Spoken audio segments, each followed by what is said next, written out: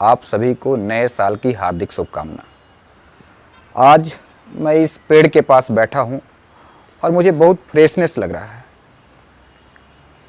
तो मैंने सोचा कि आज नए साल के अवसर पे आपको एक कहानी सुनाता हूँ। दोस्तों, इस कहानी को ध्यान से सुनिएगा और इस पेड़ का क्या कहानी है, इस पौधे का क्या कहानी है, मैं आपको बताने जा रहा हूँ। सन 1730 ईस्वी की बात है। जोधपुर में एक राजा था, अभय सिंह। वो एक नया महल बनवा रहा था अपने लिए और इसलिए उसने अपने सैनिकों को आदेश दिया कि हमें भारी मात्रा में लकड़ी की ज़रूरत है। राजा के आदेश पे सैनिक जंगल की तरफ चले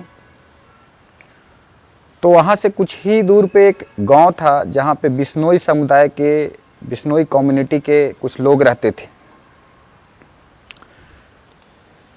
सैनिकों ने मंत्री के आदेश पे पेड़ को काटना शुरू कर दिया। वहाँ खेजड़ी के प्लांट था, उसको काटना शुरू कर दिया। पेड़ को कटने का आवाज़ सुन करके एक वहाँ पे महिला थी जिनका नाम था अमृता देवी। वो दौड़ करके आई और वो बिश्नोई कम्युनिटी के महिला थी और बिश्नोई कम्युनिटी को, बिश्नोई समुदाय को पर्यावरण को बचाने के लिए जाना जाता था। तो उन्होंने बोला कि मैं पेड़ को नहीं काटने दूंगी।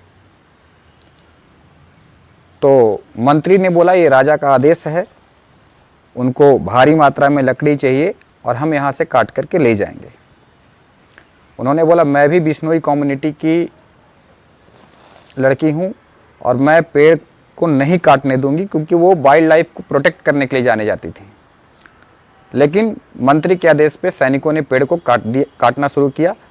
तो वो उस समय अमृता देवी पेड़ से चिपक गई थी और जब वो चिपक गई तो उनके सैनिक, मंत्री ने आदेश दिया कि इसे भी काट दो। तो सैनिकों ने आदेश को पालन किया और अमृता देवी को काट दिया, उनका हत्या कर दिया। और उनकी 3 लड़कियां थी, वो भी पेड़ से चिपक गई थी, उसको भी काट दिया। और ये बात को जब गांव में फैला, उस कम्युनिटी में फैला, तो वहाँ पे बहुत सारे लोग इकट्ठा हो गए थे और सब पेड़ से चिपक गए थे। उस कम्युनिटी के काफ़ी सारे लोगों का जान गया।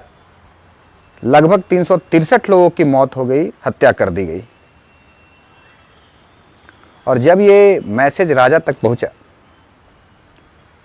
तो राजा ने अपने सैनिकों को तुरंत ये सूचना दिया कि पेड़ को मत काटो और वापस लौट जाओ।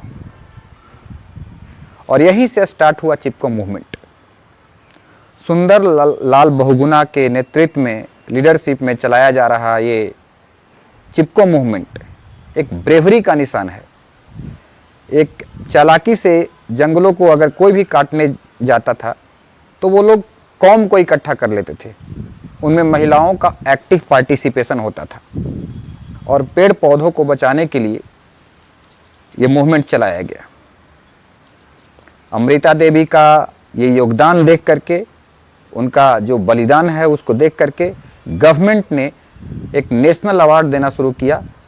नेशनल अवार्ड है अमृता देवी नेशनल अवार्ड या वाइल्ड लाइफ प्रोटेक्शन अवार्ड, जो किसी इंडिविजुअल को या किसी ऑर्गेनाइजेशन को या किसी समुदाय को दिया जा सकता है वाइल्ड लाइफ प्रोटेक्शन के लिए। तो दोस्तों, मैं एक कहानी इसलिए आपको सुना रहा था कि अगर आप एनसीईआरटी का बुक पढ़ते हैं तो आपको ये बात मालूम होगा कि वाइल्ड लाइफ कंजर्वेशन चैप्टर में वाइल्ड लाइफ का जो टॉपिक है, जो बायोडाइवर्सिटी और कंजर्वेशन का टॉपिक है हमारा, उसमें एक एनसीईआरटी ने एक चौंकाने वाली बात लिखी है कि जब तक हम इस पूरे चैप्टर को पढ़ के ख़त्म करेंगे तब तक हज़ारों हेक्टेयर पेड़ को काट दिया जाएगा बीफ कैटल के लिए और सोयाबीन का कल्टीवेशन करने के लिए। देखिए, हम सभी लोगों का ये जिम्मेदारी है पेड़ पौधों को बचाने से। जब ये पेड़ पौधा है तभी हम लोग जिंदा हैं, तभी जानवर है। हम वाइल्ड लाइफ को नुकसान पहुंचाएंगे, कहीं ना कहीं हमारा जीवन खतरे में पड़ जाएगा। ये 6ठी बार मास एक्सटेंशन हो रही है, पूरी पृथ्वी विनाश होने जा रही है और बहुत जल्द ही ये पूरी पृथ्वी विनाश हो जाएगी। हम अपने स्वार्थ के लिए सिर्फ अपने बारे में सोचते हैं, हम फ्यूचर के बारे में नहीं सोचते हैं।